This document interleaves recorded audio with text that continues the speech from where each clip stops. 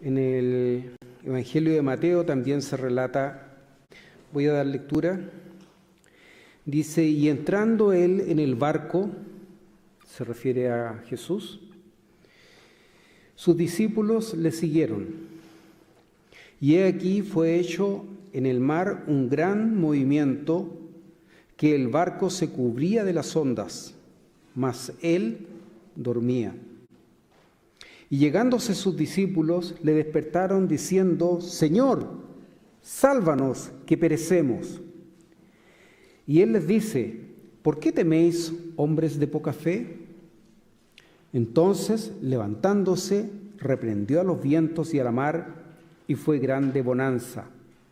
Y los hombres se maravillaron diciendo, ¿qué hombre es este que aún los vientos y la mar le obedecen? Oremos. Amado Dios y Padre nuestro, te damos gracias porque nuevamente nos permites meditar sobre tu palabra y permites, Señor, que nuestros pensamientos, nuestra mente pueda someterse a ella, Señor, que tú guíes mis palabras también para que puedan ser transmitidas, Señor, con el mensaje que tú deseas para nuestras vidas. Permite, Señor, que podamos estar atentos a este clamor urgente que en tu palabra tenemos, Señor, que es prioritario para nuestras vidas, de poder salvar nuestras vidas, Señor, buscándote a ti. Guíanos, Señor, en todo te lo pedimos por Jesús nuestro Salvador. Amén.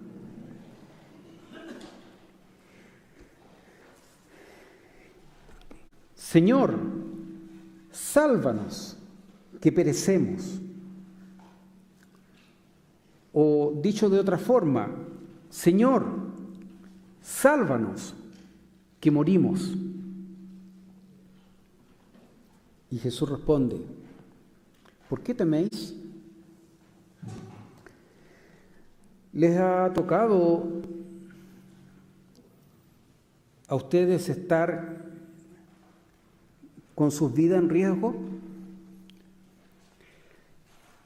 A mí me ha pasado en varias ocasiones y en algunas, estando mi vida en riesgo, no he tenido conciencia de ello, hasta quizás después uno la toma. En una oportunidad me vi con un cuchillo de 30 centímetros en mi costado, empujándome mis costillas, en un asalto. Y logré zafarme del delincuente y más encima lo perseguí como por 5 cuadras. Imagínense la escena. Realmente es no entender el peligro en que estaba. Y eran 2 más encima. Bueno, eso historia me pasó hace muchos años. En otra ocasión, que también fue con un delincuente, lo perseguí y lo enfrenté y lo llevé hasta lo que llegamos a conversar y quedamos de ir a una comisaría porque él me estaba diciendo que yo lo estaba acusando y por lo tanto él me iba a demandar. Antes de entrar a la comisaría me devolvió lo que me había robado.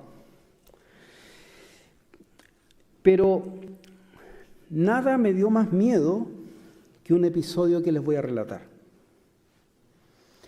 Tenía yo unos 17 o 18 años y estaba en el verano en Puerto Montt, acompañando a unos misioneros de nuestra iglesia allá, y con un amigo de la iglesia de Puerto Montt, que se llama Cristian Dañino, tenía un año más que yo, no creo que más, pero él era muy entusiasta con las embarcaciones, tanto que dominaba mucho el tema de navegación. Y con él decidimos realizar una escuela bíblica en Pulugui por unos 3 días. Pero lo que iba a ser más entretenido esta experiencia era que íbamos a usar la lancha misionera, que que tenía la iglesia, que era una lancha muy grande que medía del orden de unos 9 metros, prácticamente todo el ancho del escenario acá de la iglesia. Y eso es muy grande para hacer una lancha. Estaba prácticamente nueva la lancha, salvo algunas partes, pero el casco era nuevo, el motor era nuevo, pero la bomba era usada. La bomba, necesitan siempre una bomba para extraer el agua, era usada. Bueno, la cosa es que de esa forma armamos el viaje, salimos muy temprano y Cristian, que era el capitán del barco, tomó la dirección de la embarcación entre Tenglo y el continente y salimos rumbo a Puluki. Era un viaje que iba a durar más o menos 5 a 6 horas, porque en el mar la velocidad es otra. Y bueno, cuando salimos de Tenglo, que es una isla que está frente al continente, ya quedamos a mar abierto. Y en ese momento, Cristian miró el cielo, no había aplicaciones digitales como para ver el tiempo en esa época, miró el cielo y dijo, parece que vamos a tener mal tiempo. Y era el momento de decidir si volvíamos, si regresábamos, pero ya llevábamos más de 40 minutos en navegación y el entusiasmo de jóvenes, eso quedó solamente en una frase, porque seguimos avanzando. Más o menos una media hora después, ya en mar abierto, las olas empezaron a picar, como se dice, un poquito más fuerte, se empezó a cubrir el cielo, y ahí noté que mi capitán, en ese momento, yo era el marinero nomás, lo noté un poco preocupado, muy sereno como él es, pero preocupado porque se nos podía agregar una componente no controlada en ese momento, que era la lluvia. ¿Y qué pasaba si nos pillaba en alta mar y se ponía a llover? Entonces me dijo, ¿sabes, Vladimir? Parece que la bomba tiene problemas, voy a ir a verla. Entonces me dio unas instrucciones de cómo capitanear el barco. Fue un curso rápido de unos 3-5 minutos de cómo tomar las olas, de cómo tomar, dependiendo del tipo de ola, etcétera, ya hasta que tomamos el timón por primera vez en mi vida y empecé a creerme capitán. A los pocos minutos miro hacia atrás, porque la lancha tenía una cabina, pero se podía ver hasta el fondo, y veo algo que me entró a preocupar. Mi amigo tenía desarmada la bomba y tenía todas las piezas de fierro y todos los componentes en el piso, y prácticamente la bomba estaba desarmada.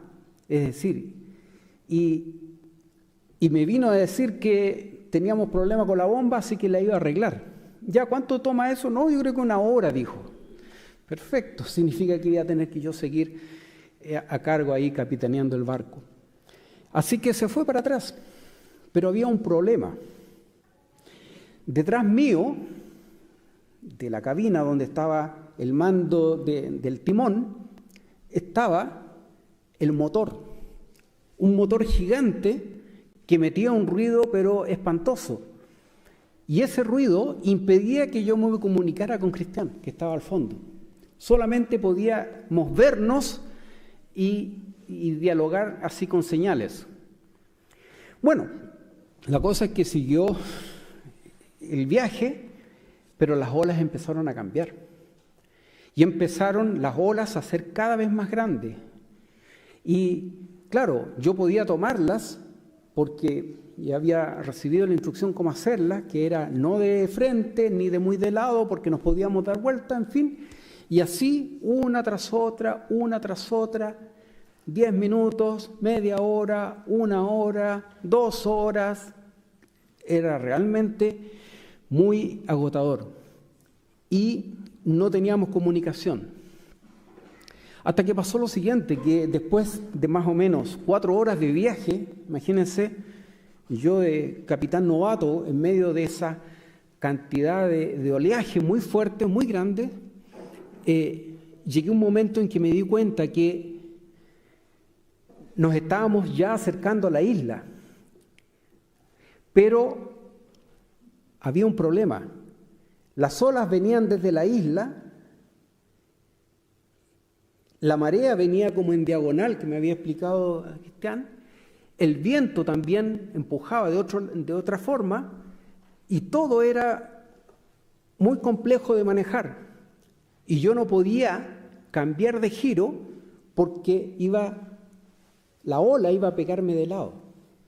Y lo peor es que al poco andar me di cuenta que lo que yo veía al fondo no era un lugar apropiado para llegar en la isla, sino que era un roquerío gigante. Y yo tenía que ir a dar la vuelta por el otro lado de la isla. Tal fue mi desesperación que no hallé mejor cosa que empezar a gritarle a Cristian que me ayudara. Y le gritaba con toda la fuerza. Yo creo que en mi vida he gritado tan fuerte. Y el motor aplacó mi clamor. Y no escuchaba. Y yo lo único que veía a Cristian allá atrás, agachado entre las piezas de la bomba, tratando de arreglarla, y no me lograba escuchar. Ahí yo dije, aquí nos morimos, porque quedaba poco, como de aquí a la mitad de la calle, unos 50 metros, una cosa así, y nos íbamos a estrellar contra las rocas. Entonces, en mi desesperación, lo que hice fue soltar el timón y correr en 2 segundos, pasando el motor, y gritarle, Cristian, ayúdame, y me devolví, antes que la siguiente ola me tomara de vuelta del lado de la embarcación. Y ahí se para Cristian con esa tranquilidad que tenía, que realmente, si lo conocieran, es un personaje. Se acercó y me dijo, ¿y qué pasa, Vladimir? Pero, ¿cómo que pasa? Mira las rocas, nos vamos contra las rocas y nos vamos a matar. Y aquí no hay cómo escapar. Ya, déjame, me dijo. Toma el timón, y en una ola, pero que parecía, o yo la vi como la más grande de todas, en la cresta de la ola, con esa calma que él tenía, tomó el timón y le hace un giro en 180 grados que yo quedé impresionado. Primero, nunca lo había visto reaccionar de una manera tan rápida, pero hace ese giro y arriba gira la embarcación, prácticamente volviéndose en 180 grados, y ahora la ola empieza a golpearnos de atrás. Quedé tan impresionado de la maniobra como del momento que estábamos viviendo, que esos 45 minutos restantes no logré sacar una palabra hasta que llegamos a tierra. Y ahí Cristian me iba hablando, pero yo solo escuchaba, no tenía voz. Es porque ahí fue la única vez en mi vida que realmente pensé que me iba a morir. Y de verdad que les transmito esto, porque he tenido otro episodio, he andado a 230 kilómetros por hora también, etcétera, en un vehículo, no manejando yo, pero también vi la muerte ahí. Pero esta, la del mar, es otra cosa. Y la verdad es que ahí logré entender la desesperación de los discípulos del Señor cuando le claman, Señor, sálvanos, que perecemos. Un pescador asustado en el mar, un pescador. Eso realmente es impresionante, porque los que menos se asustan son los pescadores que viven en el mar. ¿Y cuántas tormentas habrán vivido? Pero ahí dice el relato, y leímos en Marcos, ¿verdad?, que el mar azotaba de tal forma que cubría las aguas la embarcación. Y eso significaba naufragio seguro, con las consecuencias que todos sabemos. ¿Qué quiero yo poner en énfasis en esta tarde? Es 3 aspectos. 1, la real conciencia del peligro de morir. La real conciencia del peligro de morir y las consecuencias que ello conlleva. 2, enfatizar también la necesidad de clamar, quizás de arrancar desde el corazón incluso un clamor desgarrador, desesperado, un clamor por tu vida. Y lo tercero, soltar el timón y poner toda tu confianza en el capitán. No queda otra cosa en circunstancias como esas. La real conciencia de morir. Muchas veces vivimos adormecidos por nuestro día a día. La rutina diaria de nuestras vidas nos hace pensar que la muerte está tan ajena a nosotros. Me llamó mucho la atención a raíz de este conflicto de Israel con los palestinos en Gaza a través de que comenzó con estos atentados que cometieron estos hombres de Hamás, una escena que yo no lograba entenderla. Y seguramente si la vieron por televisión les habrá pasado lo mismo. Había unos jóvenes que estaban bailando y detrás de ellos habían unos puntitos en el aire, en el cielo. Y explicaba la noticia que, bueno, esos puntitos eran los terroristas que todavía no caían, pero venían bajando en parapente. Pero no se veían solamente unos puntitos como si fuesen unas mosquitas. Y ellos, los jóvenes que estaban en esa fiesta, que era una fiesta entre religiosa y un evento, digamos, de música moderna, tan ajenos a que la muerte estaba detrás de ellos y estaban a segundos de ser acribillados, sobre 200 jóvenes en ese lugar. Hay una falsa creencia de que incluso Dios está totalmente ausente en nuestras vidas. Y eso hace pensar que podemos avanzar en nuestras vidas día a día y no habrá consecuencia ninguna de ello. Como si no hubiera juicio divino, como si no hay castigo al actuar del ser humano. Sofonías, en el capítulo 1, versículo 12, dicen en su corazón, Jehová ni hará bien ni mal. ¿Cuántas veces el mundo tiene ese pensamiento respecto de Dios? Es como si no existe. Y como no existe, no hará bien, tampoco mal. Dios no está. Salmo 14:1 dice, dijo el necio en su corazón, no hay Dios. ¿Y cuál es la consecuencia de tener ese pensamiento? Salmo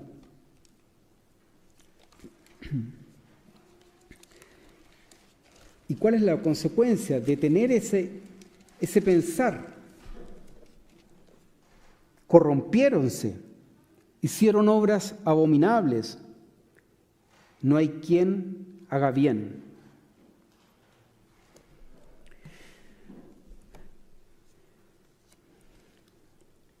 Amós 4:12 nos hace entonces un llamado, una advertencia, diciendo: aparéjate, prepárate para venir al encuentro a tu Dios, oh Israel.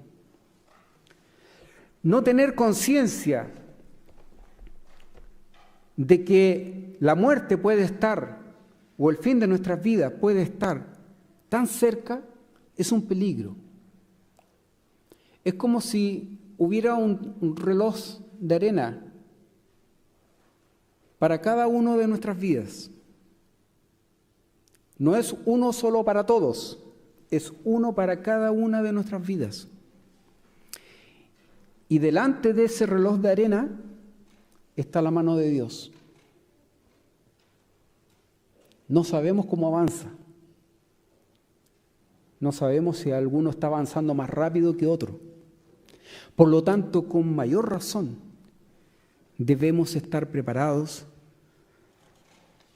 en caso de que ese último grano de arena se acabe. Clama por tu vida. Segundo punto.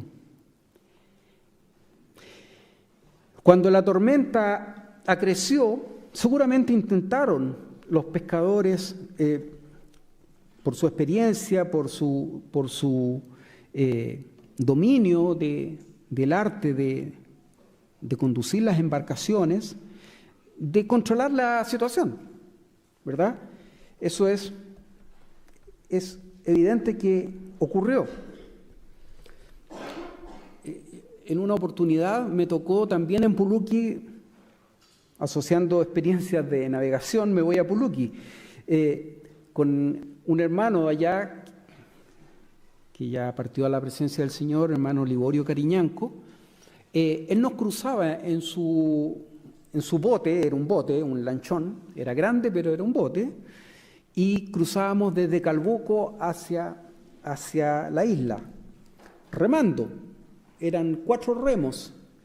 Él llevaba 2 y los otros 2 los llevaba o su señora o su hijo más grande.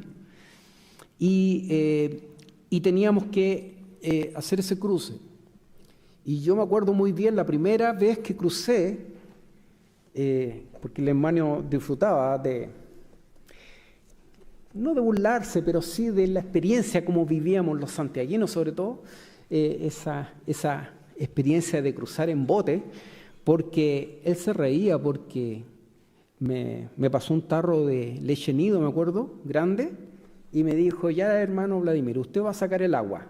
¿Sacar el agua de qué? Del bote, porque el bote siempre le entra agua. Así que más encima se largó a llover y yo era el que bombeaba el agua sacándola con un tarro. Y no se imaginan lo rápido que hice esa actividad, porque estaba muy asustado y él se reía. Decía: no pasa nada, hermano, si vamos a llegar bien. Y así, porque él había vivido 1000 aventuras, después me contaba, en alta mar. Y la verdad es que cruzar ese sector, que demoraba 45 minutos, 50 minutos, solo a remo, para él era como cruzar la calle, comparado con las experiencias que había vivido. Por lo tanto, me hace más fuerza en el relato lo que dice que ya entraron a desesperar los discípulos, en este caso eran los que llevaban la embarcación, a tal grado que se les escapó de las manos y el agua empezó a cubrirlos. Seguramente entrar agua y ya no bastaba poderla sacar así de a poco, y iban a morir. Entonces viene el sentido de urgencia. Y claro, ahí es cuando asociamos que hay que tomar acciones prioritarias para salvar la vida. Entonces es cuando reaccionan, ¿verdad? Y van hacia donde está el Señor y lo despiertan. Juan capítulo 3, versículo 18, habla acerca de que tenemos que poner este tema de nuestra relación con Dios en urgencia, en prioridad. Versículo 18 dice: el que cree no es condenado. Hasta ahí vamos bien. Pero sigue: mas el que no cree ya es condenado, porque no creyó en el unigénito Hijo de Dios. Otro pasaje que habla acerca de descuidar nuestra relación con Dios. Dice: horrenda cosa es caer en las manos del Dios vivo, en Hebreos capítulo 10, 31.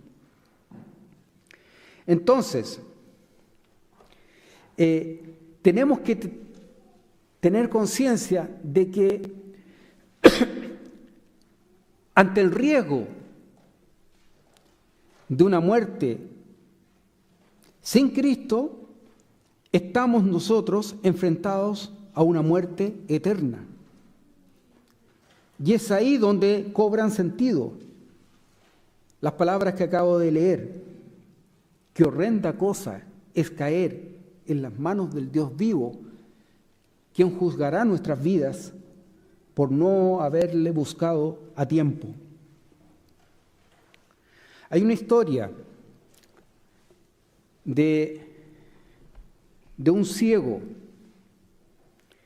llamado Bartimeo, muy conocida, en Marcos capítulo 10. Bartimeo era un ciego que había escuchado de Jesús. Eso es muy importante. Él sabía quién era Jesús.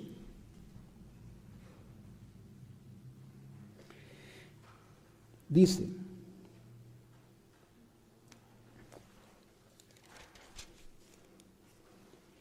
entonces vienen a Jericó, y saliendo él de Jericó, Señor Jesús y sus discípulos, y una gran compañía, una gran cantidad de gente que les acompañaba. Bartimeo el ciego, hijo de Timeo, estaba sentado junto al camino mendigando, como lo hacía habitualmente.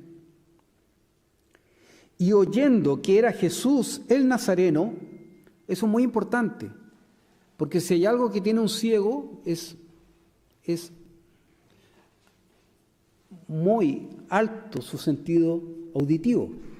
Y seguramente mucho antes que los que estaban rodeándolo, él escuchó ya el alboroto, la lejanía, el ruido, y que seguramente nombraban que venía Jesús. Por lo tanto, dice: y oyendo que era Jesús el Nazareno, comenzó a dar voces y decir: Jesús, hijo de David, ten misericordia de mí. No vaciló un segundo en gritar, en clamar: Jesús, hijo de David, ten misericordia de mí. Y muchos le reñían que callase. ¿Y qué hizo? Mas él daba mayores voces: Jesús, hijo de David, ten misericordia de mí. Sentido de urgencia, sentido de importancia. Claro, quédate callado, no molestes al maestro. Me da lo mismo. Soy ciego y él me puede devolver la vista. Por lo tanto, si me escucha y si yo logro acercarme, aproximarme a él, y él quiere y usa su poder sobre mi vista y me devuelve la vista, ¿qué importa que grite?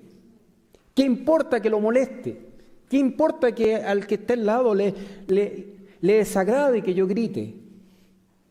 Clama por tu vida. como Bartimeo.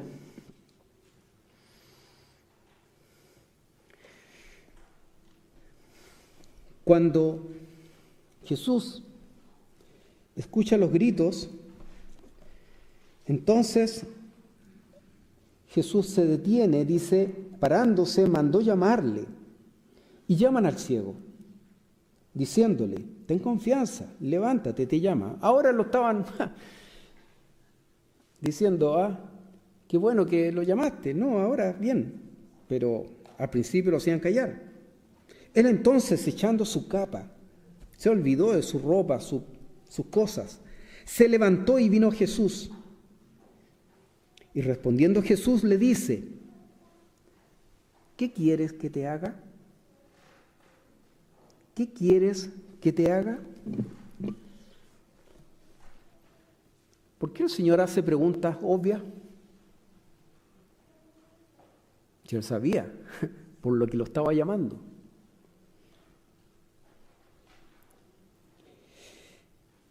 Y el ciego le dice, maestro, que cobre la vista. Y Jesús le dijo, ve, tu fe te ha salvado. Y luego cobró la vista y seguía a Jesús en el camino. Maestro, le dice, rabí. No le dice solamente que cobre la vista, sino que se refiere a él como maestro, como rabí, porque lo reconoce como un líder espiritual, alguien que no solamente sana físicamente, sino también puede sanar el alma. Por lo tanto, el Señor entiende esa dimensión de las palabras de Bartimeo y no solamente le recupera la vista, sino que también le salva, le rescata su alma. Todo lo que el Padre me da, vendrá a mí, y al que a mí viene, dice el Señor, no le echo fuera. Clama por tu vida, porque todo aquel al que el Padre me da, vendrá a mí, como Bartimeo, y al que a mí viene, el Señor no le echa fuera. El Señor entonces está invitándote a que clames por tu vida y busques al Señor y le digas, Señor, Maestro, sálvame. Tercero,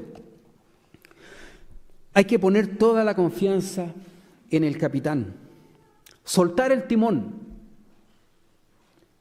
porque no queda otra.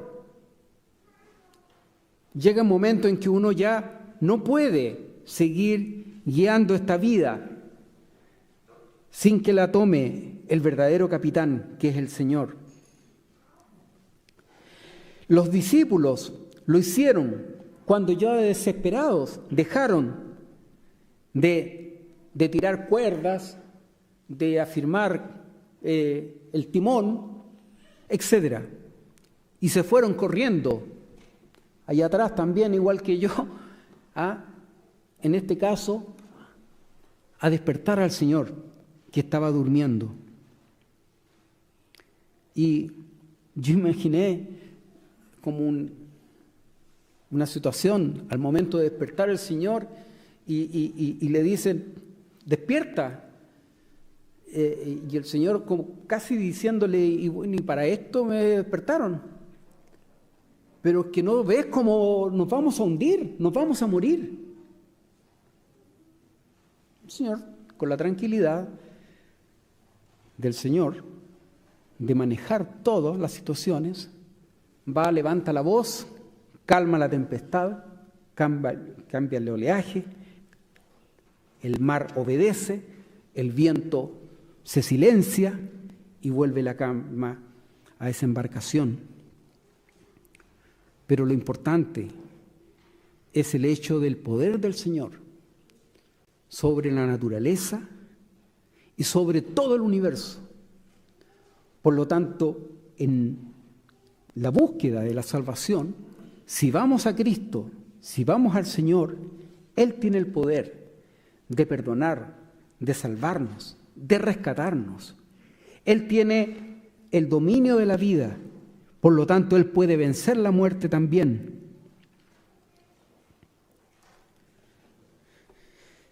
Quiero terminar con una alusión a otro pasaje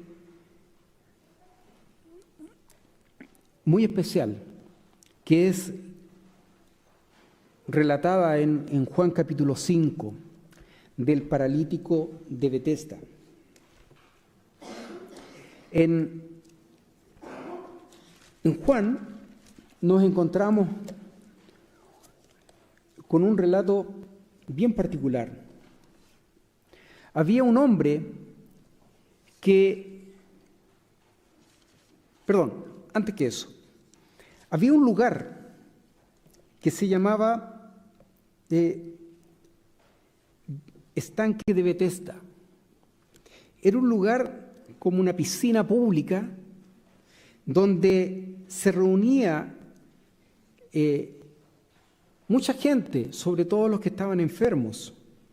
Y dice el relato que en este lugar yacía multitud, fíjense, yacía multitud de enfermos, ciegos, cojos, secos, que estaban esperando el movimiento del agua, porque un ángel descendía cada cierto tiempo y el que entraba primero al estanque podía recuperar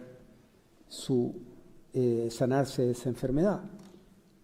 Bueno, dice el relato que había un hombre ahí, entre esa multitud, que llevaba muchos años con una enfermedad, 38 años, toda una vida para algunos de los que aquí estamos, o varias vidas para los más jóvenes, 2 o 3, quizás 4. Así, un hombre ya cargaba 38 años en su cuerpo, esta enfermedad que le impedía caminar, este paralítico. Pero no solo eso, sino que además, a diferencia de otros enfermos que estaban ahí, a él no lo acompañaba nadie, él estaba solo. Ya quizás su familia o sus cercanos lo habían o abandonado o estaban tan distantes de él que él estaba solo. Había otros, más jóvenes, más niños quizás, que estaban con sus más cercanos, y cuando ocurría este evento del movimiento de las aguas, podían llegar antes que él. Y él está en esa situación tan desvalida. Entra Jesús y, a diferencia de Bartimeo, este hombre no sabe quién es Jesús. No lo conoce, no lo reconoce. Solamente un hombre más de los tantos que entraban a ese lugar. Quizás mucha gente a llevar comida, a llevar ropa o a ayudar en el caso de que se produjera el movimiento de las aguas, a acercar a algún ser amado, a algún ser querido a las aguas.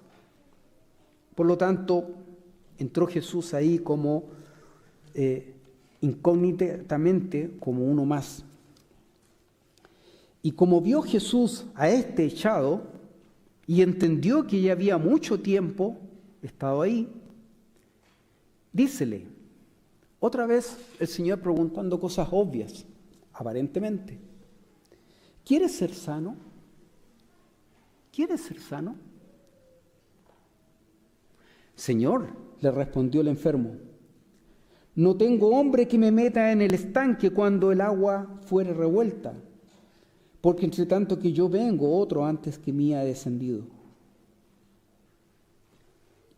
Es que Jesús no le estaba preguntando eso, pero no lo reprende por eso. ¿Se entiende? Era lo que parecía debía responder. Pero ya Jesús, a esa pregunta, ¿quieres ser sano?, el Señor ya tenía una respuesta. ¿Cuál era? Yo quiero sanarte. Yo quiero sanarte. Levántate. Toma tu lecho y anda. Tan simple.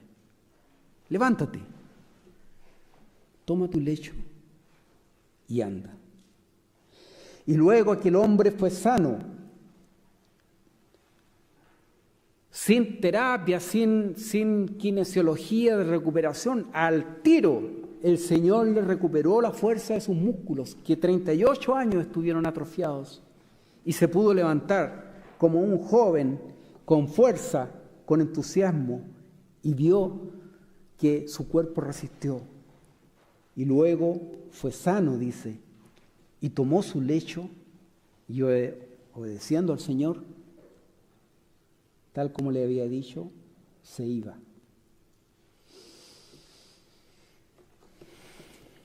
Levántate, toma tu cama y puedes irte.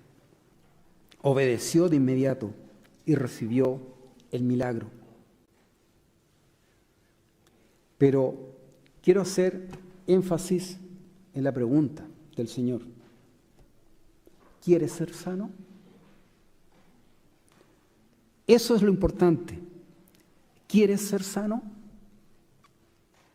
Sin duda. Por eso el hombre no estaba en las calles, no estaba en otro lugar, estaba ahí. Porque ahí estaba la sanidad cuando se revolvían las aguas. Pero el Señor, entonces, dado que Él quería, el Señor también, en su corazón, quiso, en su misericordia, que él fuese sano. Y lo invitó a levantarse, a tomar su cama ya y poder caminar como nunca lo había hecho. Esa pregunta, ¿quieres ser sano?, también es válida para ti en esta tarde. Concluyo. Debemos tener tal real conciencia del peligro eterno que resulta el vivir sin Cristo en nuestras vidas. Porque la paga del pecado, dice su palabra, es muerte. Por lo tanto, no podemos vivir descuidadamente nuestra vida, quizás como aquellos jóvenes que estaban bailando y no sabiendo que encima de ellos estaba la muerte, porque ya no quedaba más que un granito de arena para ellos. Terrible lo que vivieron, pero es así, nadie tiene comprada la vida. Por lo tanto, no debemos postergar para después nuestra decisión por Cristo, nuestra decisión de buscar al Señor, nuestra decisión de recibir a Cristo como nuestro Salvador. Debemos, entonces, como consecuencia de lo primero, clamar a Dios, sálvame, que perezco. Decirle al Señor, sálvame, que perezco. No buscar otro momento, porque ahora es el día aceptable, hoy es el día de salvación. Y a la pregunta de ¿qué hace el Señor? ¿Quieres ser sano? Responder, sí, quiero. Porque a la respuesta de si quiero ser sano, si la hace el Señor, es porque el Señor también, al igual que a este hombre, nos quiere sanar, nos quiere salvar. Quiere el Señor que su palabra toque los corazones en esta tarde, porque si hay alguien que aún no ha entregado su vida a Cristo y ha postergado su decisión por distintas razones, no lo haga más, porque no sabe qué hay detrás de la mano del Señor en su reloj de arena. Que el Señor les bendiga. Oremos. Amado Dios y Padre Celestial, permite, Señor, que podamos tomar conciencia de lo urgente que es arreglar nuestras cuentas contigo, Señor, a través de aceptar a tu Hijo como nuestro Salvador en nuestras vidas. Te pido, Señor, que si hay un alma en esta ocasión que ha venido a escuchar tu palabra sin ser tu hijo o tu hija, aún que tú obres en su corazón para que te busque y pueda de esa forma arreglar sus cuentas contigo, Señor.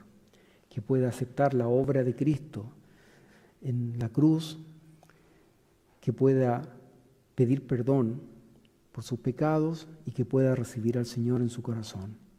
Señor, obra en cada uno de los corazones de los que han escuchado tu palabra. Te lo pedimos todo por Jesús nuestro Salvador. Amén.